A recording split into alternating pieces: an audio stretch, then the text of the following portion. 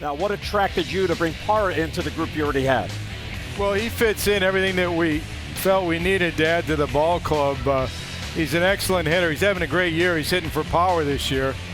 But in the past, he's been a Gold Glover. He can play all three outfield positions. And he's really good at getting on base. We thought we needed a stable force at the top of our lineup, and Parra's demonstrated that he can be that force. Now, obviously, around Major League Baseball, because you're doing your due diligence, making your calls, the other teams know you're looking for a hitter. Now, how does it get to the part where you settle on Parra? Is it what you have to give up, or is it the fit that he brings to the team? Well, we canvassed the market pretty good. We looked at a lot of different left-handed hitters, but we were really looking for somebody that we could put at the top of the order, and there weren't a lot of them available. But fortunately, Parra was one of them, and we were able to land them with Zach Davies, a young right-handed pitcher who we like. But fortunately, Milwaukee liked him too, so we got Parra. Dan, you put together a pretty good bullpen here since you've been here, and today you had to part with Tommy Hunter. How did you feel about that deal? Well, Tommy Hunter's done some good things for our ball club. I know he pitched real well in the playoffs against A-Rod, I think, in 2012. We have pretty good depth to the bullpen, and Tommy's a free agent at the end of the year. And we felt we had some other players in our minor league system that could come up and take that role that Tommy had filled. Michael Givens is coming up to join the team. A lot of interest in him from the other teams, and rightfully so. He's been striking out almost 13 per 9 in Double-A. And Mike Wright is going to come up and support the club. So those two guys, they were sought after by other teams. And we figured if other teams like him that much, why don't we give him an extended trial in the big league? And so that's what we're going to try to do. All right, so you send Tommy Hunter to the Cubs. In exchange, you get Junior Lake, who's a 25-year-old, I guess, utility man because he plays all over. He'll add to the inventory in AAA, I suppose. Well, Junior Lake came up as a shortstop. I think he's going to find his home in the big leagues as an outfielder. Played some pretty good defense in left field. You can see for the first part of his career, he's averaged 241 with some power.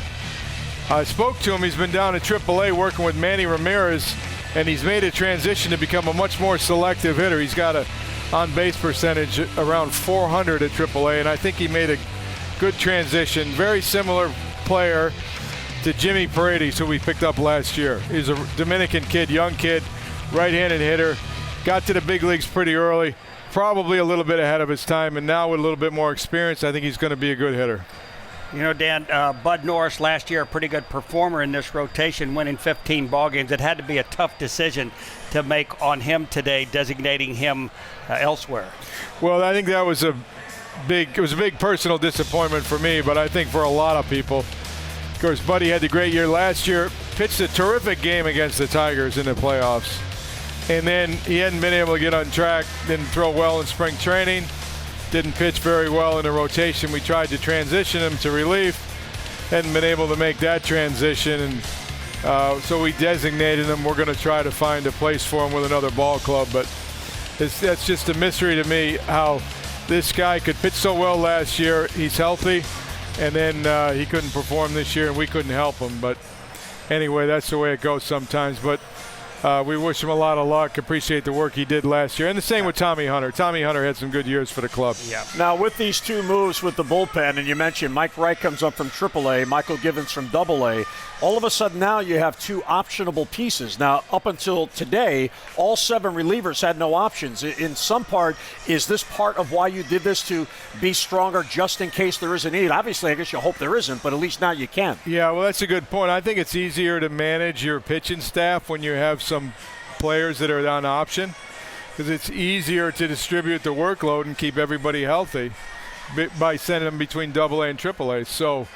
that did come into our thinking, but the fact that we have good pitchers, Givens and Wright, that we can add to the team, I think that really drove our decision.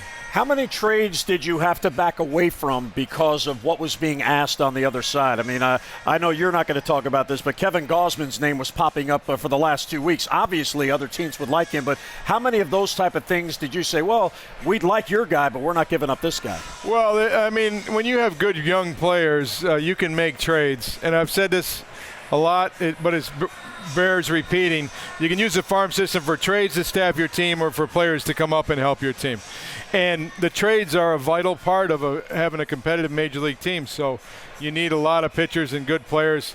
Hopefully we'll keep the right ones out here playing, and then we'll trade some of the ones that might take a little longer to come here and play well. All right, let's take a look at what went on in the AL East. Of course, the Blue Jays reinvented their team this week.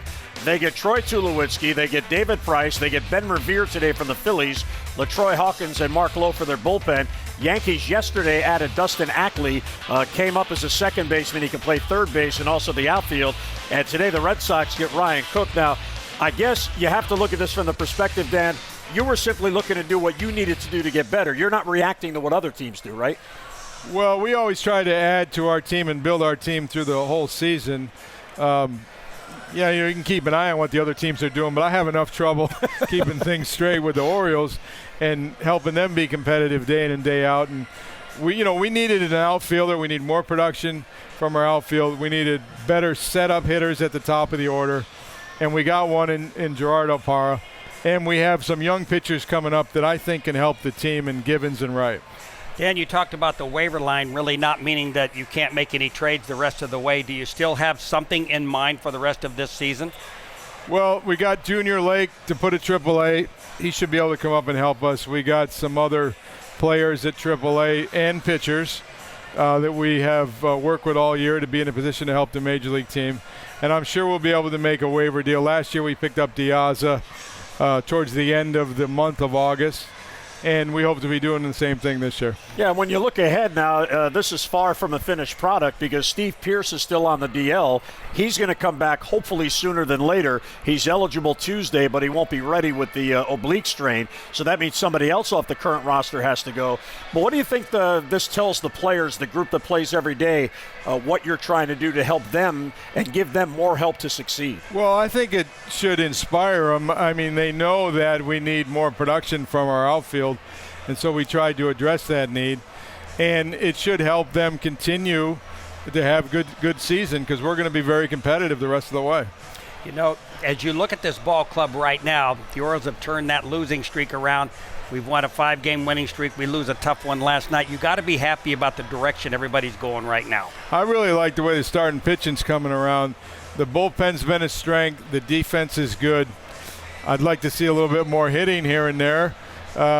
But these guys have the record that shows that they're going to hit better the rest of the way.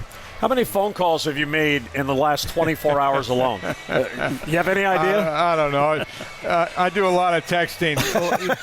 I do a lot of texting, too. Yeah, that way you have 4 going on at once, right? Well, it's easier to screen things and move things along. You know, you get past the invitation stage to the dance, right? All right. Well, Dan, thank you so much, and congratulations. You wanted a hitter. You got a real good one. Hopefully he settles in here and helps the Orioles get back to October. All right, thanks a lot, guys.